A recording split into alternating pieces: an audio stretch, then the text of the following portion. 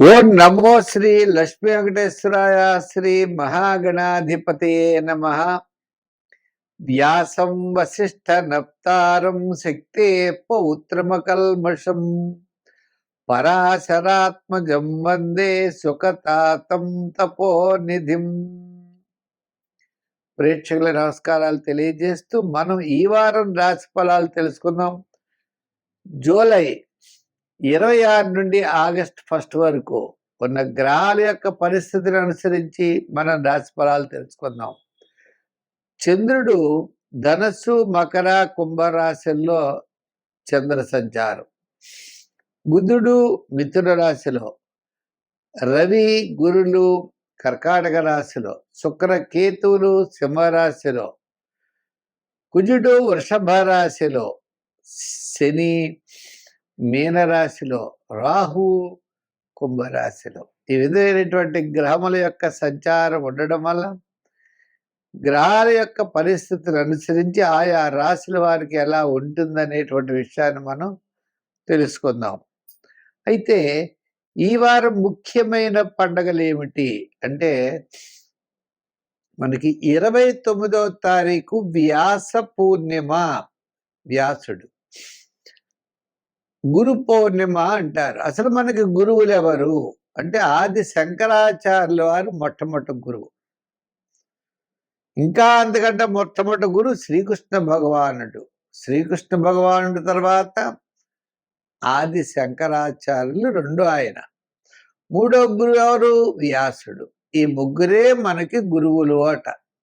మిగిలిన వాళ్ళంతా గొప్పవాళ్లే, కానీ గురుత్వం అనేది ఈ ముగ్గురికే ప్రతిపాదించబడినది. ఎందుచేత శ్రీకృష్ణ భగవానుడు ఆది గురువు, అందరికీ భగవద్గీత లాంటిదంతా ఆయన బోధించాడు. రెండోది ఆది శంకరాచార్యుల వారు అందరికీ అందించాడు ఇది. మూడోది వ్యాస భగవానుడు అష్టాదశ పురాణాల్లో ఈ యొక్క మొత్తం అంతా కూడా నిక్షిప్తం చేశాడు. అంచేత వ్యాస పూర్ణిమ అన్నారు దాన్ని. అదే గురు పూర్ణిమ అని ఆ గురువుని మనం నమస్కారం చేస్తే, ఆ శ్రీకృష్ణ భగవానుడు త్రిలోకాధిపతి, సమస్తమైన భువనాన్ని కూడా ఆయన శరీరంలో ఇముడ్చుకుని ఈ లోకాన్ని విస్తరింపజేస్తూ లోకాన్ని సన్మార్గంలో నడిపించేటువంటి మహానుభావుడు శ్రీకృష్ణ భగవానుడు. అటువంటి గురువుకి మనం నమస్కారం చేసుకుంటూ, అంచేతనే వ్యాసుడు గురించి మనం చెప్పుకున్న శ్లోకం కూడా ఈవేళ. అటువంటి వ్యాస భగవానుడికి నమస్కారము, ఆది శంకరాచార్యుల వారికి నమస్కారం తెలియజేస్తూ మనం ఈ వారం రాశి ఫలాలు ప్రారంభిద్దాం. మిథున రాశి. ఈ మిథున రాశి వారికి చంద్రుడు సప్తమ, అష్టమ, నవమ స్థానాల్లో సంచారం. బుధుడు ఆ వారి రాశిలోనే ఉన్నాడు. ద్వితీయంలో శుక్రుడు ఉన్నాడు, ఆ గురుళ్ళు ఉన్నారు. గురుడు, రవి అత్యద్భుతమైనటువంటి యోగం. కుటుంబార్థిక సంతానపరమైన వ్యవహారాలు బాగుంటాయి. రవి ద్వితీయంలో ఉండడం వలన ఆత్మస్థైర్యం తగ్గుతుంది. రాశిలోనే బుధుడు ఉన్నాడు కాబట్టి క్యాలిక్యులేషన్స్ కాస్త అనుకూలంగా ఉంటాయి. ఇంకా మిగిలిన గ్రహాలు అంటారా, శని పెద్దగా అనుకూలంగా లేడు, రాహువు లేడు.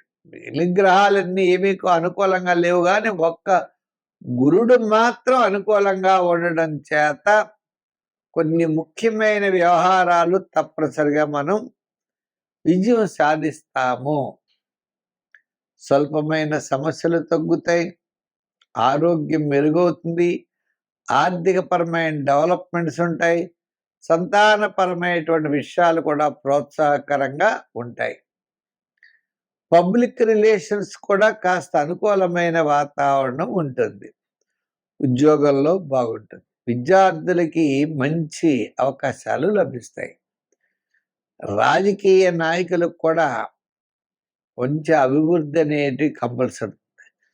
చాలా కాలం నుండి ఉద్యోగ విషయం కానీ, వివాహాది విషయములు, ఓ గృహము, ఓ స్థలము, ప్లాటు కొనుక్కునే విషయాలు, కాస్త అభివృద్ధి అంటే రాబోయే ఆగస్టు నెల శ్రావణ మాసం అనుకూలంగా ఉంటుంది కాబట్టి దానికి తగ్గట్లుగా ప్రయత్నాలు ఇప్పటి నుంచే మీరు ప్రారంభించే అవకాశాలు ఉన్నాయి. ఒక ముఖ్యమైన వ్యవహారం, ఒక ముఖ్యమైన వ్యక్తితో చర్చించేటువంటి అవకాశం కూడా కనపడుతుంది. ఏదైనప్పటికీ వార ప్రారంభం చాలా అనుకూలంగా ఉన్నది. వార మధ్యలో ఆరోగ్య సూత్రాలను పాటించాలి. వారాంతం ప్రయాణాదులు ఉండే అవకాశాలు ఉన్నాయి. మరి వృత్తుల పరంగా డెవలప్మెంట్స్ బాగున్నాయి. వ్యాపార పరంగా కూడా ఆర్థిక లావాదేవీలు అనుకూలంగా ఉన్నాయి. గృహోపకరణాలు, ఎలక్ట్రానిక్స్, క్రయ విక్రయాదులు, ఫైనాన్స్ సంబంధించిన వ్యాపారాదులు, కమిషన్ సంబంధించిన వ్యాపారాదులు బాగున్నాయి. సంఖ్యల్లో 5, రంగుల్లో గ్రీన్. ఆరాధనలో సూర్య భగవాన్ ఆరాధించడం మంచిది. ఆదిత్య ఉదయం రోజు చదువుకోండి. దానికి తగ్గట్లుగా మీ యొక్క ప్రవర్తన ముందుకు పెడతారు. అంటే వీళ్ళ వల్ల కొన్ని ఇబ్బందులు కలుగుతున్నాయంటే వాళ్ళ అవసరమైతే వాళ్ళని పక్కన పెట్టి ఎవరితో ప్రయోజనం ఉందో వారితో ముందుకు వెళ్ళేటువంటి పరిస్థితులు ఉన్నాయి. గతం కంటే మీలో ఒక మంచి మార్పులు, మంచి ఆలోచన, మంచి ప్రవర్తన, మంచి ప్రణాళికలు అనేటువంటి వాటిని ముందు వేసుకుని ముందు ప్రయాణం చేసే అవకాశాలు ఉన్నాయి. సంఖ్యల్లో 3, రంగుల్లో గోల్డ్ కలర్. మరి ఆరాధనలో ఏం చేస్తే బాగుంటుందంటే శనివారనేమో శని భగవాను పూజించడం.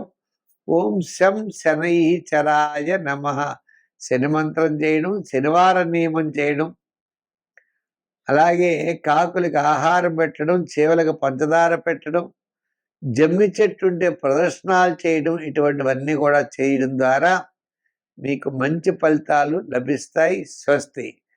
అయితే మా యూట్యూబ్ ఛానల్ పుల్లెల సత్యనారాయణ అనే యూట్యూబ్ ఛానల్ ఉంది.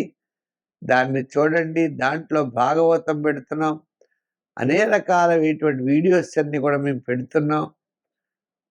అంటే భాగవతంతో పాటు వార ఫలాలు, మాస ఫలాలు, షార్ట్స్, ఇటువంటివన్నీ కూడా ఉంటాయి. కాబట్టి తప్పనిసరిగా వాటిని మీరు ప్రతి ఒక్కరికి షేర్ చేయండి, లైక్ చేయండి. భాగవతం మీరు వినండి, అందరి చేత వినిపించండి, తరించండి. సర్వే జన సుఖినో భవంతు. స్వస్తి. మళ్ళా వచ్చే వారం కలుసుకుందాం.